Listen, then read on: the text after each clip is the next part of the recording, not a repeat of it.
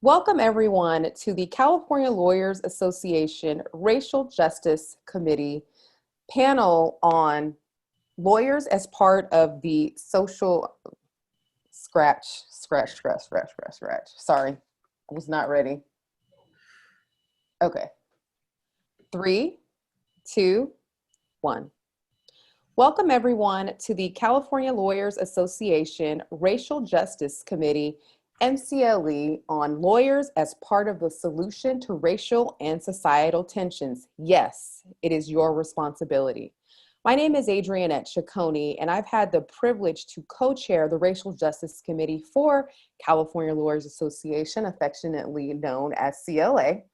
With me today, I have my esteemed colleagues, Marjaneh Maroufi, Leif Dautch, and Terrance Evans. And our panel is really on how lawyers can become a part of the solution, and how not only become a part of the solution, but how lawyers are a part of the solution.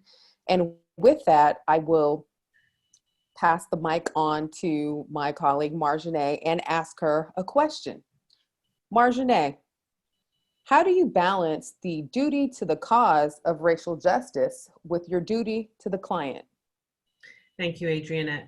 So as a public defender for about 18 years, I struggled with the question that we were presented. However, I do want to highlight that as attorneys, we have a duty solely to the client and nobody else. Our duty is only to the client, and we should not be promoting any other cause, political cause, that does not align with the client's case or direction. And now, having said that, we often have clients in the criminal defense field who would essentially be very scared or want to get the best possible deal and want to end their case very quickly. And as public defenders and criminal defense attorneys, we often don't know, we may feel like we don't know what to do or how quickly we could, essentially fight their case in the best possible way. And fight their case in the manner in which we should. Now, getting the best possible deal may not be aligned with fighting racism and promoting what we think is the right thing to do.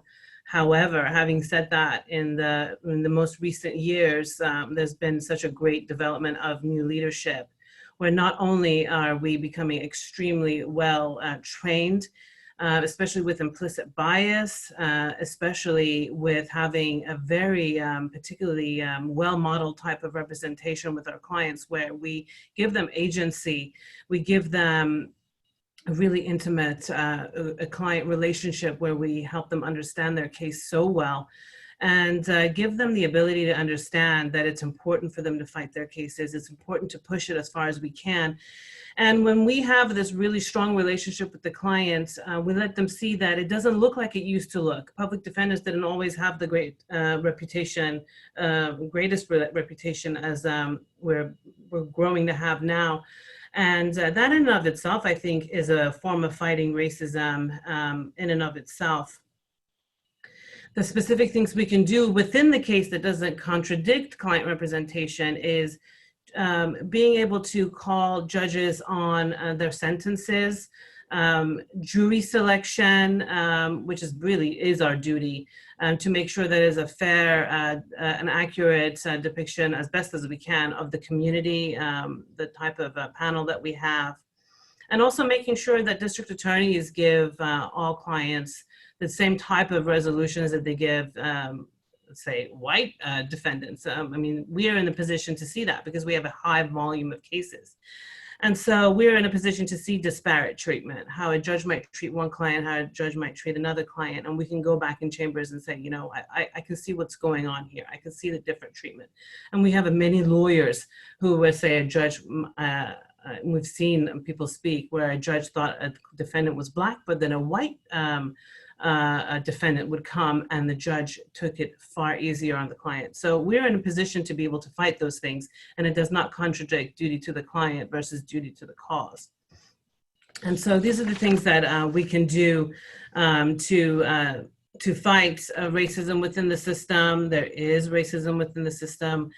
And there's so much more to talk about. Obviously, this is just a 10-minute snippet of the bigger talk that we had. But we also have other things that I believe strongly that fight racism and inequality in our system, like collaborative courts, mental health court, drug court, vet court. There's so many things that we can do to contribute to equalizing our clients within the community. And so that's my 2 cents about that. I pass the next question to Terrance Evans.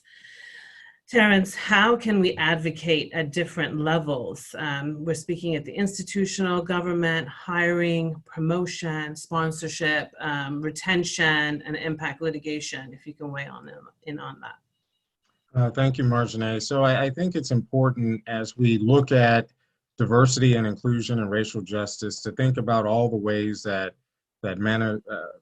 racism manifests itself in the workplace and in everyday life.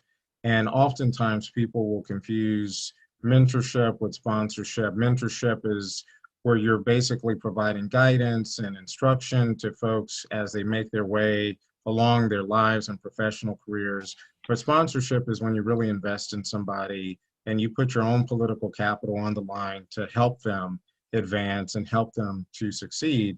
And I think if we're going to have any real success in advancing the cause for diversity and inclusion and racial justice, we're going to have to be willing to invest in people, invest in women, invest in minorities, invest in members of the LGBT community so that they can have real progress and real change.